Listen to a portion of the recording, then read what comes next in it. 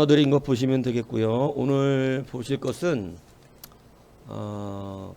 카톡으로 올려드렸어요. 그 PDF 파일로 해서 올려드렸기 때문에 그냥 웬만한 휴대폰은 누르면 자동으로 보이게 된다. 예, 그러니까 뭐 아주 옛날 투지폰이 아닌 이상은 그냥 누르면 볼 수 있게 되죠. 뭐 노트북이나 뭐 이렇게 태블릿 PC가 있어서 그걸로 보시면 훨씬 더 크게 잘 보이겠지만 여하튼 뭐 휴대폰으로 보셔도 볼 수 있습니다. 자, 그걸 보시기 바라고, 아울러 로마 전도 여행 제도를 올려드렸죠. 네, 그걸 또 보시면 되겠고, 이 현장에 계신 분들은 나눠드린 유인물을 보시면 되겠습니다. 자, 바울이 3차 전도 여행을 이제 하는데, 지난 시간 어디까지 했냐면 가이사라 항구에 드디어 들어오는 것까지, 그죠? 가이사라 항구에 들어와서 이제 재밌는 것은 7 집사 중에 한 사람이었던 빌립 집사님의 집에 들어가게 되어서 거기서 유하게 되는 그러한 말씀을 드렸습니다. 자기 동기, 초대교회 집사 1기죠. 초대교회 집사 1기 동기였던 스데반 집사를 돌로 쳐 죽이고 그의 옷까지 맞고 있었던 이 사도 바울이잖아요. 그런데 그가 빌립의 집에 들어갑니다. 이건 뭐 보통 원수사가 사이 아니거든요. 이건 진짜. 예, 그죠? 이게 전쟁에 나가서 눈 돌아가는 이유가 뭐냐면, 저도 뭐 전쟁을 나가본 적은 없지만 간접 경험을 저는 95년도에 해봤어요. 강릉에 무장공비 왔을 때, 저는 그때 진짜 전쟁이 진짜 난 줄 알았었거든요. 네, 그래서 그때 진짜 바깥에 총 들고 다녔습니다. 네. 근데 그때 그 우리 부대에서 출동했던 중사 하나가 그 권총에 맞아서 떨어지거든요. 그래갖고 이제, 근데 그것이 뭐 되게 친한 사람도 아니고 정확 알고 지내는 사람도 아닌데 그냥 우리 동료라는 것 때문에 정말 그때는 겁이 상실돼요. 그냥 막 가서 그냥 막 뛰어나가서 다 잡아 죽이고 싶은 그런 마음이 들 정도로 막 마음이 그렇게 돼 버리거든요. 그러니까 그 정도의 그거예요. 그러니까 특히 이제 신앙 안에서 얼마나 스데반 집사나 이런 분들이 참 많은 예루살렘 교회에 어려울 때 집사님들이 되신 분이잖아요. 그러니까 얼마나 큰 동료애가 있었겠어요. 그리고 또 헬라파 집사로 교회의 지도자 역할을 감당하는 사람들로 이렇게 세워지는 건 굉장히 이례적인 일이었거든요. 왜냐하면 헬라파 사람들 안 세웠거든요, 그동안. 그런데 하나님의 복음에 차별이 없으므로 그동안은 이 히브리파 사람들만 일을 했는데 이제는 헬라파 사람들이 일하게 되는 이런 놀라운 은혜가 있었다는 거죠. 근데 그러한 동기를 돌로 쳐 죽인 그러한 원수를 자기 집에 영접하고 그의 발을 씻기며 또 음식을 대접하는 이런 놀라운 역사가 교회 안에 일어납니다. 이런 원수를 사랑하는 거, 그죠? 굉장한 교회의 실제 권세요, 능력이고 우리의 힘인 줄 믿습니다. 그래서 그렇게 해서 거기에 이제 있을 때 아가보 선지자가 내려와서 바울이 이제 끌려다닌다, 띠에 묶여, 그 띠를 보면서 이제 이 묶인 결박되어 끌려가게 된다, 이런 이제 이야기를 하면서 예루살렘에 들어가지 말을 것을 이야기했지만 사도 바울은 확실하게 결단해서 성령의 뜻대로 진행해 나가기를 결단합니다. 이 얘기하면서 그 말씀 드렸습니다. 성령의 뜻대로 안 할 수도 있습니다. 예. 그러니까 하나님은 우리의 자유의지가 여러분, 제가 여러분들의 초기 성경 공부를 시킬 때 자유의지는 하나님의 형상에 닮은 것의 가장 큰 것 중에 하나예요. 예. 그러니까 하나님의 자유의지가 우리 안에 들어왔기 때문에 우리도 하나님처럼 자기 스스로 선택합니다. 이게 그래서 얼마나 무서운 일인지 모른다고 어느 신학자는 자유의지는 너무 두려운 것이다, 이렇게까지 이야기했어요. 그러니까 이 자유의지가 우리에게 하나님의 형상임에도 불구하고 하나님은 우리를 마음대로 자기 기계적으로 우리를 끌어가시는 게 아니에요. 왜냐하면 기계적으로 끌어간다면 우리가 교제할 수 없어요. 그렇죠? 교제한다는 건 그 사람도 자유가 있고 나도 자유가 있어야 얘기가 되는 거지. 말하는 대로 이 프로그래밍 된 대로만 얘기하는 사람 같으면 그건 교제라고 말하는 게 아닙니다. 그죠? 그건 설정이죠. 예, 설정은 진짜가 아니잖아요. 예, 그래서 설정하시지 않고 자유의지를 주셨다. 이거 신비예요. 예, 그래서 우리가 하나님의 뜻대로 성령의 감화와 감동을 꺾을 수 있다는 사실. 성령께서 우리 가운데 막 성령의 은혜를 내려주시려고 마음을 하고 내려주시는데도 우리는 얼마든지 거절하여 냉랭할 수 있습니다. 마음 한 번을 탁 트는 순간 성령이 싹 사라지거든요. 그러니까 그것이 여러분 우리가 잘 기억하셔서 성령의 진행을 따라 순종해 나가는 것이 굉장히 중요하고 민감해야 됩니다. 그래야 성령의 충만의 은혜를 누릴 수가 있는 그런 역사가 있는 것이죠. 자, 그래서 그렇게 이제 바울은 빌립 집사님의 집에 여러 날 있다가 31쪽입니다. 이제 예루살렘으로 드디어 올라가죠. 그때 이제 가이사라에 있었던 몇 명의 제자가 함께 동행하기도 하고, 특히 이제 구브로 사람 나손을 데려가는데 아마 이 나손의 집이 예루살렘에 있었던가 봐요. 그래서 나손의 집에 머물기 위해서 이렇게 데려갑니다. 어떤 문서에 의하면 가자마자 사실 제일 먼저 들어갔던 것은 바나바의 집이었다, 이렇게 말하는 문서가 있습니다. 그래서 이제 바나바의 집에서 바나바와 함께 서로 인사하고 이제 이렇게, 왜냐하면 우리도 알다시피 또 서로 심히 다퉜었잖아요. 예, 그러니까 또 해결해야 될 문제가 있죠. 예, 그러니까 어떤 바나바의 집에 갔다가 나손의 집에서 머문 것으로 이렇게 이제 기록이 되어 있기도 합니다. 자, 그래서 여하튼 그렇게 예루살렘에 들어가 가장 먼저 뭐 해야 되겠어요? 당연히 교회의 최고 지도자를 만나서 인사를 해야죠. 그러니까 예루살렘에 들어가서 예루살렘 교회 당시 최고 지도자, 감독이라고 표현합니다. 감독이 누구냐면 바로 야고보입니다. 야고보는 누구죠? 이 야고보는 누구죠? 예수님의 동생. 이거 헷갈리면 안 돼요. 그죠? 야고보 사도는 어떻게 됐어요? 순교했어요. 그죠? 야고보 사도가 순교했다. 사도들의 일본으로 순교하잖아요. 그죠? 순교했고, 교회의 예수님의 동생인, 그러니까 이것은 뭐 혈연 지연이에요, 이게 사실은. 그러니까 예수님의 동생이었다는 이유로 사실은 야고보 형제를 교회의 감독의 자리로 이렇게 둔 것이죠. 예. 자, 그래서 감독 야고보, 교회의 최고 담임 목사인 거죠, 쉽게 얘기하면. 그러니까 모교회의 최고 지도자이기 때문에 가서 이제 뭐 보고를 해야 되겠어요? 갔다 왔던 선교 보고를 해야죠. 그래서 이제 모든 선교 보고를 마치고 또 이방 교회에서 거두은, 그죠? 헌금을 예루살렘 교회에 전달하는 이러한 일을 한 것입니다.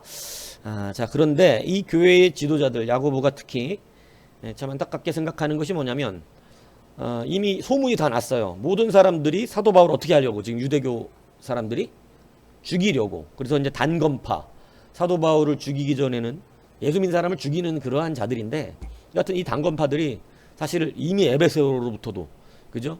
막 또 고린도, 막 이 데살로 이 지역, 이 고린도 그 지역에서 이미 막 죽이려고 했었던 걸 얘기했었잖아요. 그러니까 거기에서 이미 내려와서 예루살렘에서 사실은 배를 같이 타고 오면서 배에서 죽이려고 그랬었잖아요. 그러니까 사도 바울이 어떻게 해요? 배로 안 오고 다시 왔던 길을 돌아서 육로로 간 거죠. 자기를 죽이려고 하는 게 있으니까. 예.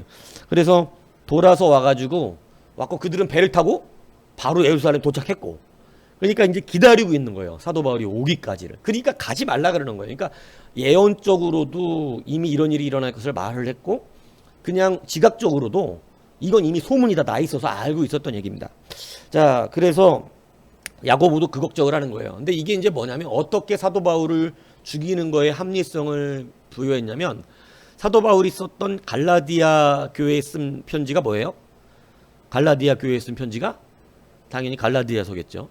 이 갈라디아서의 내용을 보면 이제 어떤 내용들이 주로 되냐면, 율법과 모세에 대한, 모세의 율법이 우리를 구원에 이르지 못한다라고 하는 그런 내용들을 상세하게 적어놓습니다. 그래서 이제 은혜의 복음, 그죠? 그런데 이 갈라디아서를 읽은 유대인들은 이것을 어떻게 극단적으로 끌고 간 거예요? 사도 바울은 모세와 율법을 완전히 무시한다. 그리고 여러분 사도 바울이 위험한 건 뭐냐면 사도 바울은 성전, 이 건물의 성전을 부인하거든요. 이제는 성전이 그게 아니다. 성전은 너희들이 성전인 줄을 모르느냐. 이렇게 이제 명확하게 가르치잖아요. 그러니까 성전을 굉장히 중요시고 모세를 중요하게 여기는 이러한 유대인들에게 이것은 충격 그 자체인 것입니다. 그래서 결국은 하나님을 부인하는 자로 몰아간 거죠. 그래서 죽이겠다 이렇게 표현을 한 겁니다. 자, 그래서 야고보가 뭐 어떻게 하라 그러냐면 이 사도 바울에게 서원의 결례를 행하라고 그럽니다. 그래서 이제 뭐냐면 그 서원의 결례를 지킨다는 것은 뭐를 지킨다는 뜻이에요? 자기도 율법을 지킨다는 뜻이니까 그 서원의 결례를 행하고, 돈이 없어서 가난했고 지금 결례를 행하지 못하고 있는 유대인들 4명이 있는데 그들의 돈을 대주면 와, 이 사람이 얼마나 율법을 귀히 여기는지, 남이 돈이 없어서 못하는 그러한 율법의 결례까지도 돈을 대주면서까지 이렇게 하라고 그러는가, 이렇게 얘기가 된 거예요. 그래서 뭐 이 돈 마련하는 것도 쉽지는 않았다고 그럽니다. 왜냐하면 사도 바울도 돈이 있는 사람이 아니잖아요. 그러니까 이것을 뭐 여하튼 뭐 나손이 해결해 줬단 말도 있고 뭐 예수란 교회에서 해결해 줬다는 말도 있고 이런데, 이 돈을 해서 그 4명의 그 돈까지 해서 율법적인 결례를 실시를 합니다. 그런데 그렇게 이제 서원을 하려고 이 성전 안에 있을 때 이 문제가 이제 드디어 생기는 거예요. 뭐냐면 여러분, 그러니까 이제 이 부분에 상관이 우리가 좀 생각하고 갈 것은 율법적으로 사도 바울이 행한다 그래서 그가 율법의 매인자는 아닙니다.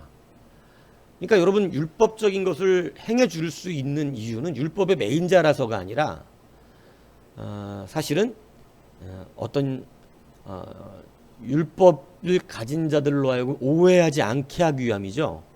사실 그리스도의 이 법을 정확하게 배우면 율법이 폐해진 게 아니라는 사실을 우리가 알죠. 그러니까 사실은 사도 바울은 율법의 완성을 붙들고 있는 거거든요. 그러니까 율법을 무시하는 게 아니에요. 내가 믿었던 율법이 이렇게 완성이 되어서 이제는 완성체를 온전하게 붙들고 있는 거거든요. 그것이 중요하지 않다는 거. 왜냐하면 율법을 빼고는 예수 그리스도를 설명할 수가 없어요. 그렇기 때문에 성전을 빼고는 예수님을 성전을 말할 수가 없어요. 왜냐하면 하나님은 처음부터 임마누엘, 내가 하나님이 함께 하시는 거죠. 우리 가운데 그것을 함께 하시는 것이 건물의 성전이 아니라 바로 한 사람 한 사람 하나님의 백성들의 안에 계시고 머무르는 이것을, 그래서 성령을 말씀에 부어주신다고 한 게 그 뜻이거든요. 그렇기 때문에 그것을 원하셨던 거기 때문에 이것의 첫 열매를 감당해 주셔야 되는 분이 예수님이에요. 예수님은 사람에게 성령이 임하신 분이 아니고 성령으로 처음부터 잉태하신 분입니다. 이게 달라요, 우리하고. 무슨 얘기인지 이해하시죠? 그래서 그는 하나님이신 거예요. 성령이 임했기 때문에 하나님이 된 게 아니고 그는 하나님이 친히 육신이 되신 거예요. 이게 우리하고 다른 거예요. 이단들은 자기에게 하나님의 영이 임했기 때문에 자기가 하나님이다 이렇게 표현합니다. 그러니까 이거는 굉장히, 그럼 우리도 다 하나님이에요. 무슨 얘기인지 아시겠습니까? 예, 우리도 그렇게 표현할 수 있는 거죠. 근데 그렇지 않아요. 예, 우리가 하나님의 자녀로 부름받았는데 우리가 하나님이 아니에요. 우리는 하나님의 백성, 성경적으로 말하면 하나님의 족속이 되는 거예요. 그리스도와 일반이도 그리스도와 같은 상태, 그리스도와 같이 되는 거예요. 그리스도가 가지신 몸과 같이. 무슨 얘기인지 아시죠? 자, 그래서 이러한 서원의 결례를 행하고 율법까지 지켜서 자기가 율법을 무시하는 자가 아님을 밝혔지만, 문제는 이제 이미 아시아로부터 온 이 유대인들이 사도 바울을 죽이려고 마음먹었기 때문에 그런 게 통하지 않습니다.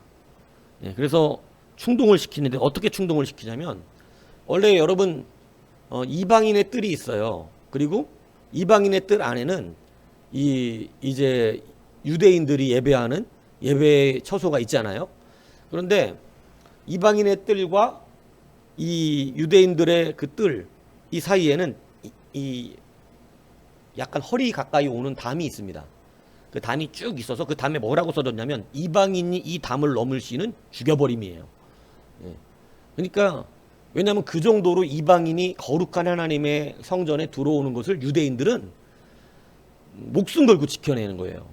왜냐하면 하나님의 성소가 더럽혀진다고 생각해요. 그러니까 유대인들이 이 선민의식 가운데는 다 자기네 정통 유대인 말고는 막 사마리안도 뭐예요? 자기네 피가 섞였음에도 불구하고 개 취급하잖아요. 그러니까 막 유대인들은 사마리안인들도 개 취급하는데 아예 이방인들은 뭐 취급하겠어요? 다 개돼지예요. 그래서 유대인 라피 중에는 왜 이방인을 하나님은 만드셨는가 이해할 때 여러분 제가 옛날 말씀했잖아요. 지옥의 땔감으로 만드셨다 이렇게까지 표현했었어요. 그러니까 얼마나 무식한 표현합니까? 근데 그러니 그 담을 만들어 놓고 이걸 이방인이 너무 죽인다고 경고 문구가 돼 있거든요. 근데 뭐라고 얘기하냐면 사도 바울이 이방인 사람과 함께 시내에서 이렇게 같이 다니는 걸 봤는데 사도 바울이 성전에 들어갈 때 그 이방인을 같이 어떻게 했다고 생각한 거냐면 데리고 들어갔다고 생각을 한 거예요. 데리고. 그러니까 드로비모죠. 드로비모가 이방인인데 이 사람을 성전에 같이 데리고 들어가서 성전이 더럽혀지게 되었다. 유대인들은 이 말을 들으면 못 참습니다. 못 참아요. 그러니까 다 막 성전에서 사도 바울을 끌어내가지고 이제 길거리에서 돌을 던져서 막 짓밟아서 이건 좀만 지나면 죽는 거예요. 그런데 참 하나님의 섭리는 놀랍게 그 천부장 루시아입니다. 천부장 루시아가 거리에 예루살렘에 주둔군이 있었어요. 주둔군이 있는데 그 예루살렘 주둔군인데 이 사람들이 거리를 계속 다녀요. 예루살렘 거리를. 예루살렘 거리를 다니고 있는데 성전 앞에서 뭐가 일어났어요? 소요가 일어난 거예요. 막 사람들이 몰려들어서 막 그러니까 바로 지나가다가 바로 달려온 겁니다. 그러니까 막 사람을 때려요 이 소리를 듣고 주둔하는 부대에서 뛰어나온 게 아니라 거리를 순찰하다가 그 소리가 나니까 달려가 본 거예요. 그래서 사도 바울이 안 죽은 거예요. 왜냐하면 돌 맞고 있는데 주둔지에서 막 이렇게 나오려고 하면 시간 한참 걸리죠. 그러니까 거리에서 이렇게 지나가고 있는 순찰 중 나와 있는 부대가 소요가 일어나는 걸 보고 듣고 바로 달려가서 그걸 말리는 것입니다. 왜냐하면 유대인들에게는 사람을 죽일 수 있는 법적 권한이 없어요. 그래서 사도 바울을 데리고 가는데 여러분 사도 바울은 이렇게 얻어맞고 끌려가면서도 전도를 해요. 참, 여러분 얻어맞으면서도 뭐 할 생각하고 있어요? 전도할 생각을 해요. 참 그 머리에 뭐가 집중되어 있는지 이해 가십니까? 그는 오직 때를 얻든지 안 얻든지 내가 말할 수 있는 기회만 있으면 말을 하려고 그러는 거예요. 정말 대단하신 분입니다. 그죠? 그러니까 끌려가면서 자기가 사람들이 소요가 그치니까 다행이다 이렇게 생각해야 되는데 안 죽었네 다행이다 이래야 되는데 그냥 천부장에게 루시아에게 요구를 해요. 헬라어로 말해요. 내가 말 좀 할 수 있겠냐. 그러니까 천부장이 깜짝 놀란 겁니다. 왜냐하면 사도 바울을 뭘로 생각했냐면 이 애굽의 자객단들이 있어요. 애굽의 자객단들이 로마를 무지 싫어합니다. 그러니까 애굽의 이 자객단들이 로마 군인들, 로마 사람들을 죽여요. 죽이고 도망가고 죽이고 이렇게 막 게릴라전을 피는 거예요. 근데 이 천부장이 생각할 땐 이 사도 바울이 바로 그 자객단 중에 하나인 걸로 생각을 했던 거예요. 그러니까 애굽 사람이니까 뭐 헬라어를 안 하겠죠. 못 하겠죠. 그런데 문제는 헬라어로 자기한테 물어보니까 깜짝 놀란 겁니다. 이 루시아가 천부장이. 그래서 네가 헬라어를 할 줄 아느냐? 이러니까 이제 사도 바울이 그때 뭐라 그러냐면 나는 길리기아 다소의 소읍이 아닌 이런 표현을 쓰거든요.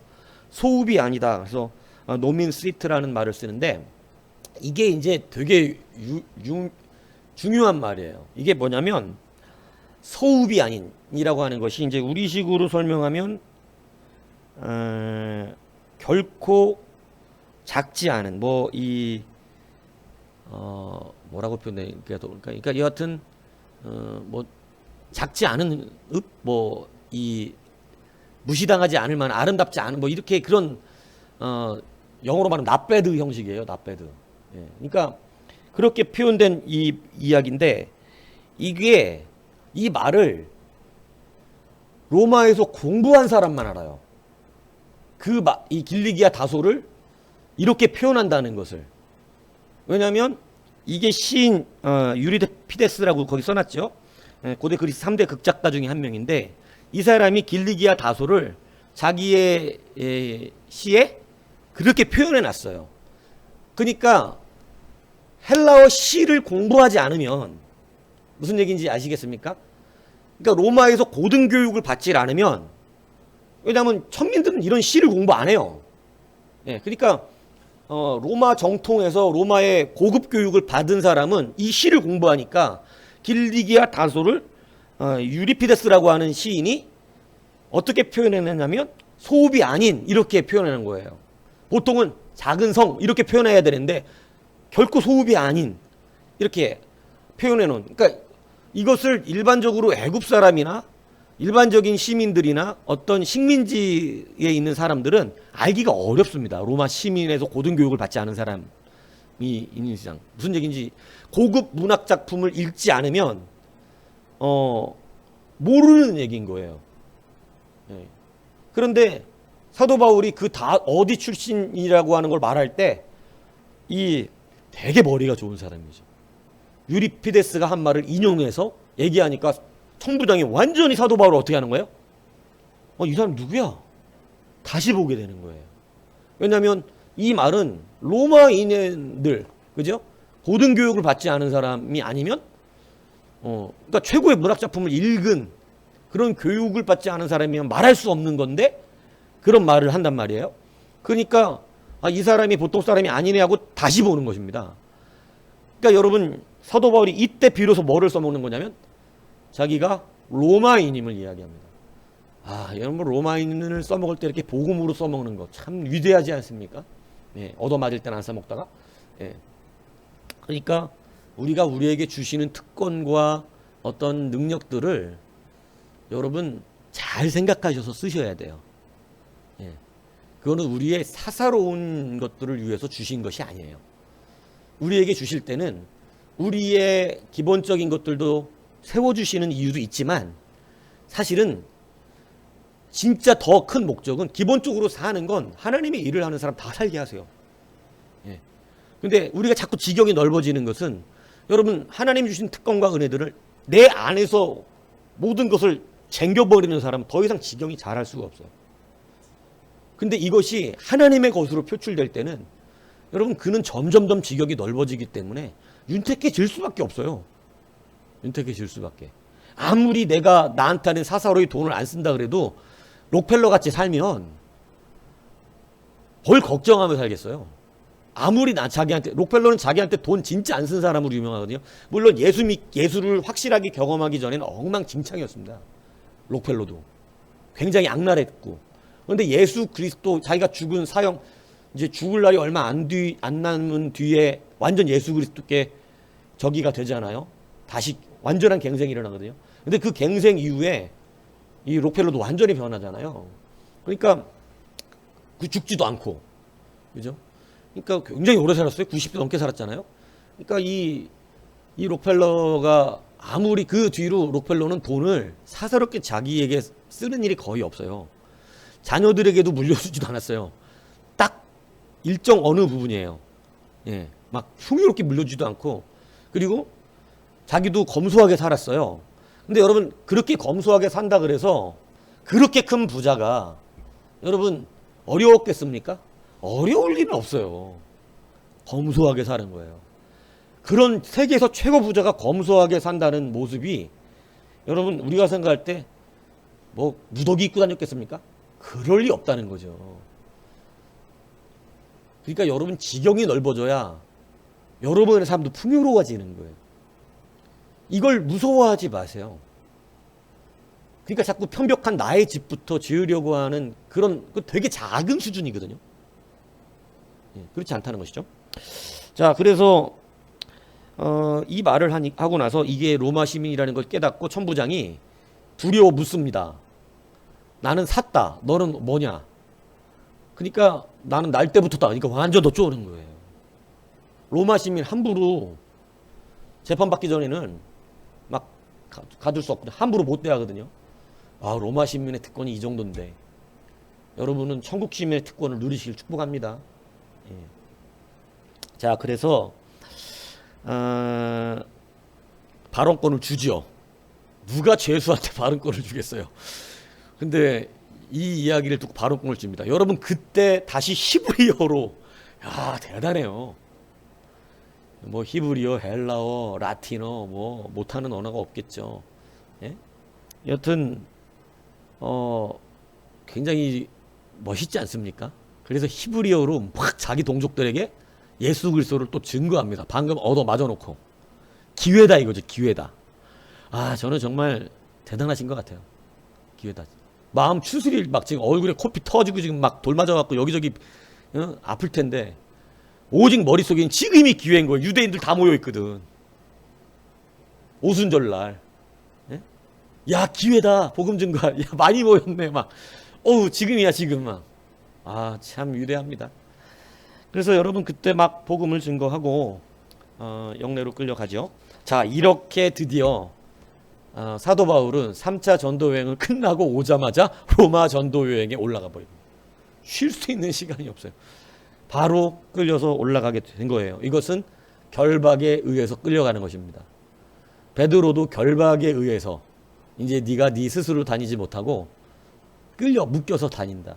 그러니까 여러분 우리가 하나님 안에서 온전하게 하나님의 말씀화가 되어져 가면 그리스도의 사역에 그리스도의 마음과 일치하게 끌려다녀요. 근데 이것이 지금 사도 바울을 보세요. 강제적입니까? 아니면 자발적입니까? 우리는 끌려다닌다고 말했지만 사도 바울이 지금 강제로 끌려다니는 거예요? 가기 싫은데 가는 거예요? 아니면 자발적으로 가는 거예요? 자기 자발적이에요. 이게 말씀화됐다는 거예요. 나도 그걸 원해.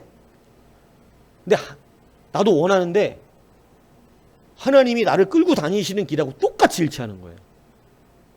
말씀화되었던 거예요. 말씀화된. 그러니까 이게 불편하지 않아요. 사도 바울은. 너에게 환난과 핍박이 기다린다고 한다. 여러분, 이 말을 들었을 때 기쁠 사람이 어디 있고 괜찮다 할 사람이 어디 있겠어요. 설교들을 앞으로 환난과 핍박이 기다려요. 여러분, 이거 참 짜증나죠 이거. 안 그렇겠습니까? 목회 시작하는 목사한테 앞으로 환난과 핍박이 너를 기다린다. 앞으로 부흥하고 잘 될 것이며 많은 사람들이 따르게 될 것이고 많은 사람 전도할 것입니다. 이렇게 말해주는 게 기쁘겠지. 거기다 대고 주의 일을 시작하는 사람에게 환난과 핍박이 기다린다. 이 쉽지 않잖아요. 이게 마음이 불편하죠. 그런데 말씀화가 되면 여러분 말씀드리지만 지금 내 피부에 불편하다 안 불편하다 상황이 이렇다 저렇다 이게 아니에요. 일체의 비결을 배워요. 제가 설교했잖아요. 철을 따라 그것을 감당하지 않으면 열매 못 맺는다니까요. 그러니까 지금을 피하거나 이것을 거절하거나 하면 그 사람은 철을 따라 견뎌내질 않은 겁니다. 그렇기 때문에 열매는 없어요. 시간만 흘러가지. 그러니까 철을 따라서 그 순간 그 상황 속에서 하나님이 때로는 풍부, 때로는 궁핍, 가난, 여러 가지 어려운 환경, 때로는 슬픔, 어려움, 고통, 배반, 배신 이런 여러 환경 가운데 우리 때로는 부끄러움, 완전 옷 벗긴 것 같은 부끄러움도 당하거든요. 이런 수많은 일들 가운데서 일체에 그 모든 것이 연관되어 열매 맺는 거예요. 그래서 사도 바울이 이렇게 말씀화가 된 거예요. 그러니까 끌려가는 것 같지만 끌려가는 게 아니고 자기의 의지가 하나님의 의지에 어떻게 된 거예요? 하나가 된 거예요. 이 상태가 얼마나 멋있는 겁니까? 그래서 저도 그런 기도를 계속하거든요. 하나님의 뜻과 제 뜻이 완전히 일치해서 나도 내가 하나님이 좋아하는 것만 좋아하고 막 싫어하는 거 싫어했으면 좋겠어요. 예. 저도 늘 이 기도는 안 빼거든요. 제 삶 속에서 그렇게 되게 해달라고. 그러니까 그렇게 되면 내가 가는 모든 길이 사실은 주가 끌고 다니는 길과 같이 되어서 마치 하나님의 상급은 굉장히 커지는 것이죠. 예. 온통 순종한 자가 되는 거예요. 나도 내가 좋아서 한 것이고 내가 그것이 당연해서 한 것인데도 온통 순종한 자. 그래서 쳐주시는 놀라운 은혜가 임하는 것이죠. 자, 그래서 사도 바울은 이렇게 이제 드디어 성령에 매여, 그죠? 끌려다니는 이런 일이 벌어지게 됩니다. 자, 그래서 이제 바울이 재판을 받게 되는데, 이때 당시 고소당했을 때 당시가 벨릭스잖아요. 아시죠? 여러분 벨릭스? 벨릭스가 재판을 하는데 이 뭐 때문인지 모르겠는데 재판 안 해. 2년 동안이나. 빨리 재판에서 풀어주든가. 재판을 안 해. 왜 그러냐면 이게 이제 여러 상황이 있는 거예요. 정치적인 상황은 유대의 지금 총독으로 와 있는 거잖아요. 로마의 총독. 근데 여하튼 진급을 위해서 유대에서 소요가 난 것이 보고가 되면 진급에 문제가 생기잖아요. 그러니까 유대인들을 열받게 안 하는 게 좋습니다. 사실은 열받게 안 하는 게 좋아요. 그러니까 유대인들이 잔뜩 강력한 유대교 인간들이 지금 사도 바울을 고소한 상태에서 사도 바울을 그냥 쉽게 풀어주기도 애매하고, 또 사도 바울이 큰 죄도 없어 자기가 봐도, 거기다가 로마인이에요. 그러니까 또 그냥 막 그들이 원하는 대로 처리해 줄 수도 없고, 뭐 애매한 상황이죠. 그러니까 내비둔 거예요. 계속. 그러다가 2년이 지나서 베스도가 후임으로 옵니다. 베스도가 후임으로 와서 이제 베스도가 재판을 맡게 됐는데, 그때 청한 게 아그리빠 왕이죠. 아그리빠 왕이 여기서 누굴까요? 여기서 헤롯 아그리빠예요. 근데 헤롯 아그리빠가 누구예요? 여기 나오는 아그리빠는 아그리빠 2세죠. 예, 아그리빠 2세. 앞에 거 쭉 올라가서 찾아보시면 나오죠. 저희가 헤롯 대왕 일가 설명했었잖아요. 그죠? 예, 아그리빠 2세입니다. 아그리빠 1세의 아들이죠. 그 아그리빠 왕이 바울의 재판에 참관을 하는데, 여러분 이 사람들이 들어보니까 바울이 뭐가 없어요? 종교에 관한 문제이지 로마 정치법이나 사회법에 어긋나는 일을 한 적이 없는 거예요. 여러분 이게 로마의 굉장히 앞으로도 큰 문제거리가 됩니다. 뭐냐면 그리스도인들이 잡아서 재판을 하려고 그러는데 이거는 종교적인 문제밖에 없는 거예요. 자기네들의 로마 법을 어긴 적이 없어. 그런데 죽여야 돼. 그러니까 참 이게 총독들이나 이런 사람들은 양심적인 사람들도 있거든요. 아무리 로마라도. 이 사람들이 모든 것이 선하고 모든 것이 착하고 모든 것이 본이 되는 사람들인데 해를 끼친 것도 없는데 죽여야 된다는 거예요. 이유는 예수 믿는다는 이유인 거예요.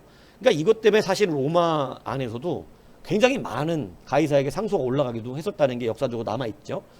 자, 그래서 여기서 이제 이 베스도가 아그리빠하고 같이 재판을, 아그리빠가 베스도에게 인사하러 온 거예요. 아그리빠는 분봉왕이잖아요. 그죠? 아그리빠는 분봉왕이에요. 원래는 유대인에서 왕이 생겨야 되는데, 왜냐면 로마는 각 점령한 나라들을, 그 나라 민족 중에 한 사람을 그 나라의 분봉왕으로 세워주고 그 로마가 다스렸거든요. 그런데 이제 헤롯 일가는 알다시피 에돔 사람이잖아요. 에돔가가 로마 황제에 잘 보여서, 이거 역사 얘기했었죠. 결국은 이스라엘에 계속 분봉왕 자리를 차지하고 있는 거였죠. 자, 그래서 아그리빠가 이 왕을 하고 있는데 이제 총독이 왔으니까 인사하러 간 거예요. 왜냐하면 총독이나 분봉왕이나 뭐 레벨이 비슷해요. 그래서 인사하러 가서 같이 서로 이제 인사를 하는 가운데서 이 사도 바울의 건을 푸는데, 사도 바울이 가이사에게 상소를 해버리니까, 다시 말하면 로마 시민이 가진 특권입니다. 황제가 직접 재판을 할 수 있는. 그러니까 그 특권을 쓴 거예요. 오직 복음을 위해서 자기의 특권들을 씁니다. 대단한 거죠. 예. 맞을 건 다 맞으면서도, 그죠? 예. 맞기 전에 나 로마이냐 이러면 안 맞았거든요. 근데 다 맞고 나서 알잖아요. 신라와, 그죠? 예. 바울과 신라가 이 전투가 얻어 터지고 나서, 예. 여러분 에베소 감옥에서 말을 안 하잖아요. 맞을 때는, 그죠? 근데 맞고 나서 말하잖아요. 우리 로마인을 네가 때렸다고. 효과는 더 있었어요. 그죠? 예. 여하튼 이렇게 하나님이 주신 것을 결국은 복음 증거를 위해서 사용하는 그러니까 여러분의 높아짐과 특권과 세상의 권세와 명예가 이렇게 쓰여진다면 하나님은 기꺼이 안 주실 이유가 없다 이겁니다. 네, 이해 가시죠? 자, 그래서 그들의 결론은 그거예요. 가이사에게 상소만 하지 않았다면 그냥 풀어줘도 될 뻔했다. 근데 사도 바울은 풀려나는 하는 게 아닙니다. 어디를 누구 앞에 가야 돼? 로마에 들어가는 게 목적이에요. 로마에 들어가야 돼요. 근데 로마에 들어가는 가장 좋은 방법이 뭐예요? 가이사에게 상소하는 거예요. 로마 시민권을 가지고. 데려다 줘, 거기까지. 군인들이. 얼마나 좋아? 네? 이게 좋아요? 죄수 취급받고 하는 거예요. 그리고 2년 동안 감옥에 있잖아요. 얼마나 여러분, 근데 이거 다 견뎌내는 거예요. 그죠? 자, 그렇게 해서 이제 드디어 예루살렘에서 로마로 가는 여정이 시작됩니다. 그래서 이 아구스토대의 백부장 율리오가 이 바울과 일부 몇 명의 죄수들을 맡아서 어디로 데려가는 거예요? 이탈리아의 로마 황제가 있는 로마 수도죠. 그 수도로 데려가는 그러한 재판을 받게 하기 위한 이제 여정에 올라가는 것이죠. 자, 그래서 자, 지도를 이제 보세요. 나눠지는 지도를 보면 예루살렘에서 다시 무슨 항으로 가요? 네, 가이사라, 그죠? 가이사라로 가죠. 자, 찾으셨죠? 예루살렘 오른쪽 맨 밑에 보면 예루살렘 보이죠? 그 예루살렘에서 이제 위쪽으로 가이사라 항구, 그죠? 가이사라에서 예루살렘으로 왔었잖아요. 사도 바울이, 그죠? 배를 거기서 내리고 가이사라에 가게 됩니다. 자, 그 가이사라에서 이제 갈 때에 사도 바울은 좀 특권이 있었어요. 로마인인데다가 아직 죄가 결정된 사람이 아니에요. 그죠? 오히려 베스도는 죄가 없어서 그냥 자기들의 종교에 관한 문제일 뿐 특별한 걸 발견하지 못했다고 썼습니다. 그죠? 그러니까 아마 황제도 이 글을 보면 풀어주죠. 그죠? 아마 그냥 뭐 무죄 방면할 가능성이 높은 거예요. 자, 그렇게 해서 가니까 죄인 취급을 안 해요. 사실은 미결수지만 죄인 취급을 하지 않고 굉장히 대우를 합니다. 율리오가. 근데 대우를 하면서 좀 자유하게 하고 다른 죄수들은 완전 적이에요. 이 사람들은 사형을 받으러 가는 사람들이에요. 그래서 이 사람은 어떻게 사형받냐면 원형 경기장에서 그 영화 보면 아시죠? 검투사들 그렇게 죽는 거예요. 나머지 죄수들은 그래서 그렇게 끌려가는 사람들이고, 자, 그렇게 해서 가고 있는데 이제 사도 바울에게 특권을 줘서 누가와 아리스다고가 함께 배에 갈 수 있도록 이렇게까지 허락을 해줍니다. 그래가지고 이제 아리스다고하고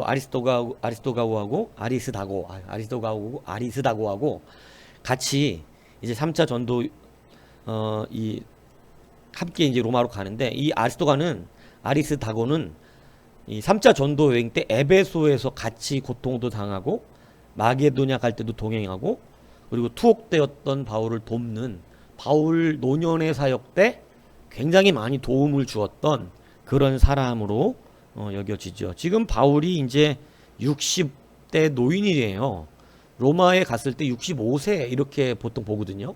그래서 이런 노인에게 동반자로서 감당해 주는 사람이 됩니다. 자, 그래서 가이사라에서 배를 타고 가는데 처음 탄 배는 아드라모테노예요. 아드라모테노. 거기 써졌죠, 2절에. 아드라모테노. 예. 그래서 이 아드라모테노 배를 먼저 타요. 이것은 아시아 해변 각처로 가는 배예요. 예, 무슨 얘기인지 아시겠죠? 예, 그 배를 먼저 타고 이제 이 배를 타고 가다가, 왜냐면 바로 이탈리아로 가는 직행 배가 아니라 이건 아시아 지역까지 가는, 그런 아시아 해변 지역까지 가는 그런 배니까 이제 이 배를 타고 가가지고 이제 갈아타려고 하는 것이죠. 이제 이 알렉산드리아, 이 이탈리아로 가는 배가 있는 곳에서 배를 갈아타기 위해서 가이사라에서 그 배를 탄 거예요. 그러니까 이 배는 해변을 따라서 계속 정박을 하면서 갑니다. 그죠? 예. 그래서 가다가 이제 보면 뭐를 맞이하냐면 맞바람을 맞아요. 그러니까 지금 이 시기가 이제 서풍이 불어오는 시기예요. 이게 이제 굉장히 좀 중요한 단서인데, 여러분 이 지도를 보면, 지도를 바로 봤을 때 오른편이 동편이에요. 왼편이 서편이고 여러분 지도를 보면, 예. 그리고 위가 남쪽이고 밑이 북쪽이 당연히 지도는 그렇게 돼 있는 거예요.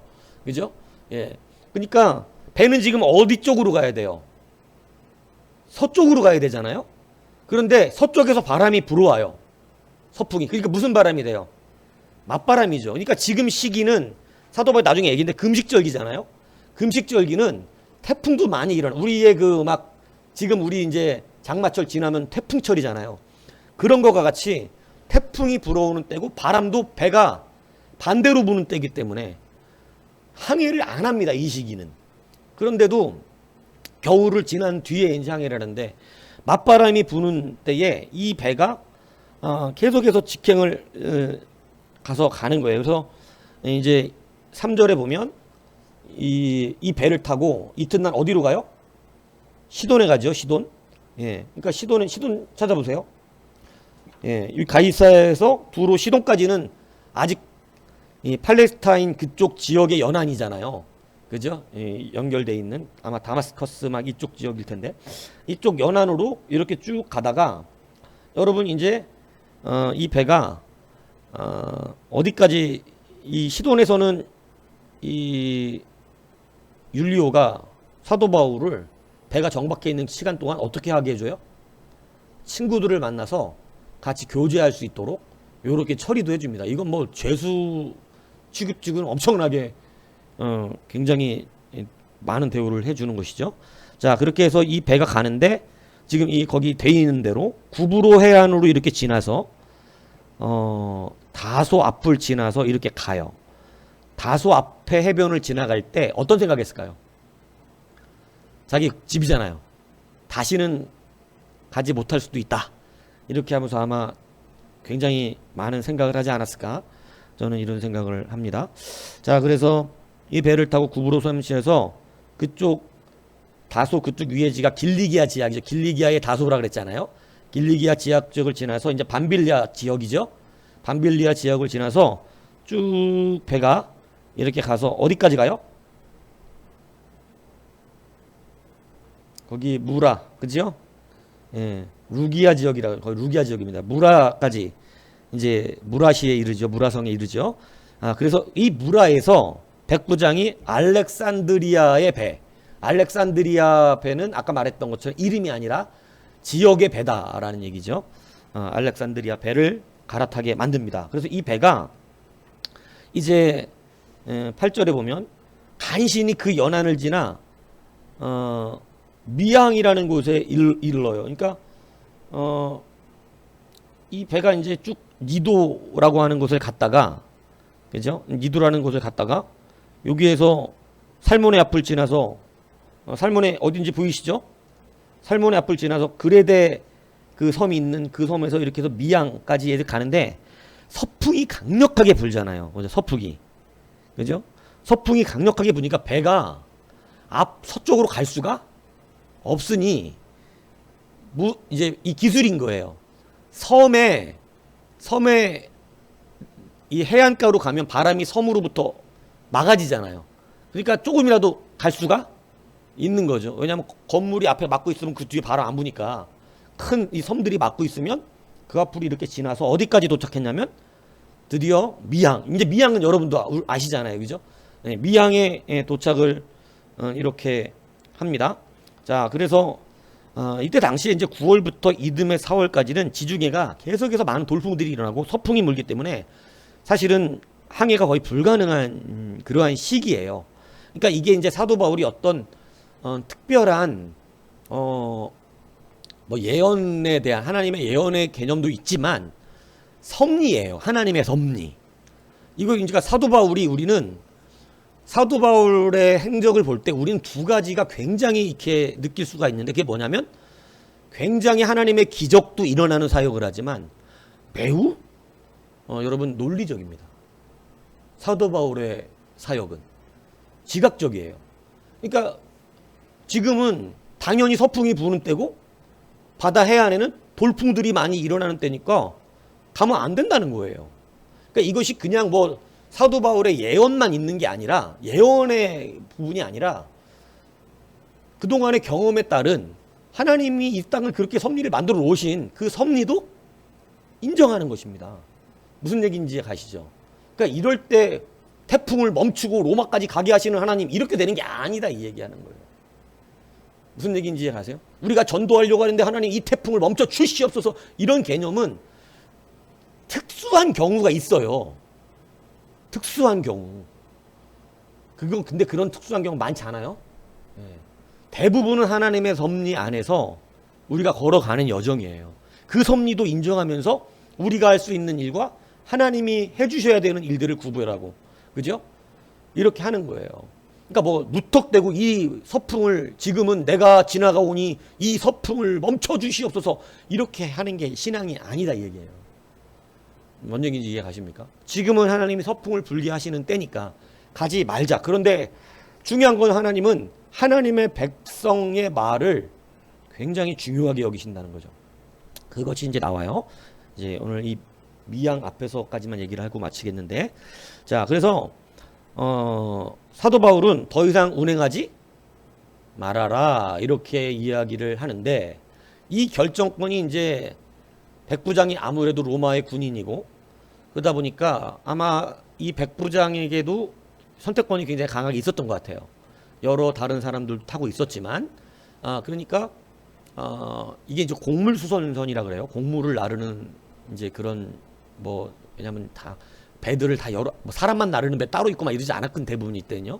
그러니까 이제 같이 쓰는 거긴 한데 이때 그렇게 하니까 이제 선장과 선주가 여기는 미양에서 겨울을 나게 되면 굉장히 오래 서 있어야 되잖아요. 그죠? 나게 되면 힘들다. 그러니까 어디까지 가자? 거기 베닉스 있잖아요. 그죠? 베닉스까지 가야 된다. 이렇게 이제 주장을 한 건데, 아직까지는 이 해안을 따라 가면 바람이 서풍이 강하지 않으니까 우리가 갈 수 있다. 이렇게 주장을 한 겁니다. 그러니까 이제 율리오 입장에서도, 백부장 입장에서도 이제 사도 바울을 대우는 해줬지만 사도 바울의 말을 믿겠어요? 아니면 이 바다 사람의 말을 듣겠어요? 배를 타고 가는데 당연히 바다 사람의 말을 듣겠죠. 그죠? 근데 여러분 이게 이제 이런 경우 참 특이하다는 거예요. 예, 전문가는 무조건 바다 사람이 맞아요. 예, 그런데 하나님은 하나님을 나타내시기로 작정할 때 이 부분 되게 조심해야 한다는 것입니다. 예, 사도 바울은 이 시간 말하는 대표가 지금 하나님은 그를 사역자로 쓰고 계신 상황이거든요. 하나님이 끌고 가시는 중이잖아요. 그러니까 사도 바울의 말은 곧 하나님의 말과 같은 거예요. 지금 이 시간이. 뭐 그가 지금 집에서 놀고 있는 상황이 아니거든요. 하나님의 지금 끌고 가시는, 하나님이 끌고 가시는. 그러니까 사도 바울의 말이 굉장히 이때는 여러분 믿지 않는 자들의 전문가의 말보다도 하나님은 사도 바울의 말을 굉장히 중요시 여깁니다. 하나님이 틀렸다고 말하면 안 되잖아요. 그러니까 참 놀라운 일이 벌어지는데, 여러분 서풍이 불던 때에 남풍이 불어요. 남풍이. 지금 보면 여러분 보세요. 이 지도가 이렇게 돼 있어서 그렇지 지금 미양에서 베니스로 가면 남쪽으로 향해야 됩니다. 서남으로. 남서쪽으로 가야 돼요. 그러니까 남풍이 불면 이건 진짜 뭐 배 확 잘 가는 거죠. 그러니까 이 사람들은 어떻게 생각해요? 우리말이 맞았다 하고 바로 배를 출항시킨 거예요. 남서풍이 부니까 이제 남서쪽으로 가야 되는데 딱 맞아 떨어진 거죠. 근데 여러분 성경이 되게 웃기게 이것을 표현해 놨는데, 여러분 이 섬 가운데서 14절에 보세요. 27장 14절에 보면 얼마 안 돼요. 그렇게 가다가 얼마 안 돼요. 섬 가운데서 유라굴로라는 광풍이 어떻게 됐어요? 네, 유라굴로라는 광풍이 일어났어요. 섬 가운데서. 바다에서가 아니라 섬 가운데서. 물론 이 그레데 지역 섬 위쪽으로도 여러분이 아시다시피 뭐 고기압 저기압 뭐 이런 것이 이제 충돌이 되고 저기가 되면 이런 태풍이 발생이 될 수 있습니다. 그런데 남풍을 순하게 받고 가는데 갑자기 섬 가운데서 돌풍이 불어가지고 어디로 배를 날려버리냐면 서쪽으로. 서풍이 불어야 되는 때인데 쉽게 얘기하면 동풍이 불어버린 거예요. 무슨 얘기인지 아시죠? 그러니까 여러분 이 누구의 섬입니까요 이거? 이거 하나님의 섭리입니다. 그러니까 지금 사도 바울의 말이 틀렸음을 어떻게 하지 않기 위해서 하나님은 그거 드러내야 돼요. 왜냐하면 이건 사도 바울 때문이 아니에요. 지금 누가 가시는 길이니까? 하나님이 가시는 길이에요. 여러분, 사역자로 산다는 게 왜 중요한지 기억하셔야 됩니다. 그냥 집에서 노는 사람하고 사역자는 달라요. 하나님의 말씀의 갭이. 뭔 얘기인지 아세요? 사명자로 사세요. 사명자로. 굉장히 중요한 얘기예요.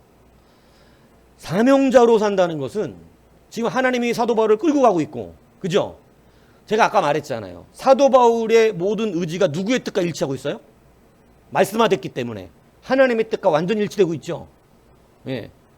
여러분, 그러면 지금 사도 바울의 말은 누구 말과 같이 일치되고 있는 거예요? 이거 하나님이 하시는 거예요. 야, 더 이상 가지 마. 내가 거기 돌풍 부를 거야. 내가 만들어 놓은 법이니까 가지 마. 이 얘기예요. 그죠? 사도 바울이 그렇게 하라 그런 게 아니라.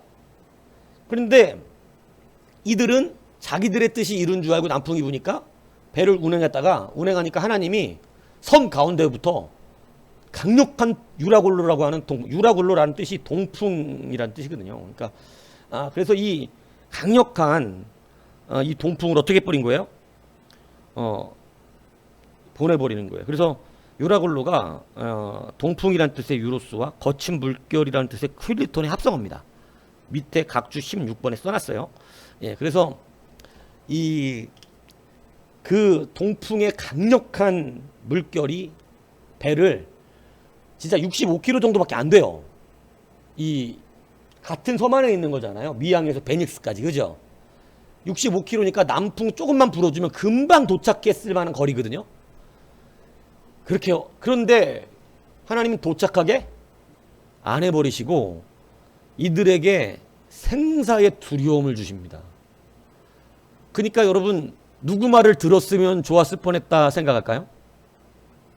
사도 바울의 말을 들었으면 좋겠다 이렇게 생각하는데, 여러분, 이것은 사도 바울의 말을 들었으면 좋았을 뻔했다라고 되는 게 아니라 하나님의 사람의 말을 들었으면 좋았을 뻔했다가 되는 거예요.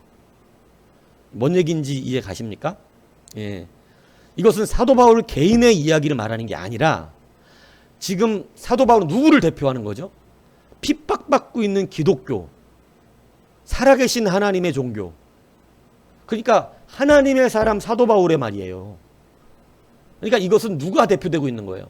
하나님이거든요. 그러니까 여러분, 우리가 신앙생활 할 때 이 부분은 굉장히 잘 구별을 하셔야 돼요. 이게 그냥 개인의 일인지 하나님이 대표되고 있는 일인지. 이것이 우리의 분별의 지혜입니다. 자, 그래서 결국은 강력한 이 말도 안 되는 동풍이 불어와서, 뭐가 부는 때에, 서풍이 부는 때에 동풍이 이 배를 어느 정도냐면 하늘을 못 볼 정도로 대낮에 캄캄한 바다에 있게 만들어 버리신 거예요. 하나님이. 누구만 거봤나요? 사도 바울 일행만 거봤나요? 왜냐하면 사도 바울 일행은 하나님이 뭐라 그러셨어? 주의 사자가 막 배가 뒤집어지려고 이렇게 요동치는 배 위에서 천사가 얘기해줬다고. 너는 괜찮을 것이다. 이렇게. 가이사 앞에 설 테니까 걱정 말고 두려워하지 말고 쫄지 말고 이 배는 안 생명의 파손이 없다고 이미 다 말을 해주거든요. 예? 그러니까 이거 하나님이 하고 계시는 거예요. 예. 그러니까 여러분, 이런 섭리, 하나님의 섭리, 이것이 오늘 사실은 글에 대해서 이런 일이 벌어졌던 것입니다. 자, 그래서 하나님의 섭리와 뜻이, 우리는 이 균형 갖춘 신앙이라고 하는 것이 굉장히 중요합니다. 그죠? 하나님의 능력도 이렇게 나타나지만 하나님의 섭리도 다 하나님이 만드신 이 세상의 섭리예요. 그죠? 그러니까 그 섭리에 맞춰서 우리가 최선을 다하는 것도 중요하고, 그죠? 이 섭리가 뛰어넘어야 될 때도 분명히 있다니까요. 뛰어넘어야 될 때도. 여러분, 유두구가 설교 듣다가 3층 난간에서 떨어져 죽었어요. 설교 듣다 사람 죽었다 그러면 이거 뭔가 문제가 생기잖아요. 그죠? 그런데 여러분, 죽은 사람을 다시 살려내는 건 원래 섭리에 맞지 않죠. 이 땅의 섭리에는. 그렇지만 하나님의 특별 섭리에 아직 이 땅에서도 다시 살아나게 하시는 일이 있어요. 그죠? 그러니까 유도구를 살려내시는 것은 하나님의 특별 섭리 안에 들어가는 거죠. 누구를 말하기 위함인가요? 하나님입니다. 하나님. 그죠? 그러니까 이런 특별 섭리를 위해서 하나님의 기적과 능력은 일어납니다. 그런데 그리고 우리의 연약함을 지켜주시기 위해서, 그죠? 그런데 나를 내세우기 위해서는 아니에요. 나를 내세우기 위해서 그렇게 하진 않는다고요. 무슨 얘기인지 아세요? 이 모든 것은 하나님의 뜻으로 이루어지는 거죠.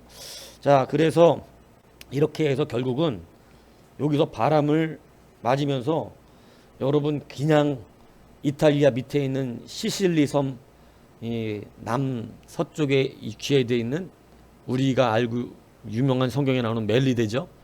거기까지 그냥 바람이 끌고 가버리는 이런 일이 벌어지게 된 것입니다. 자, 멜리데부터는 다음 시간에 할 수 있도록 이렇게 하겠습니다.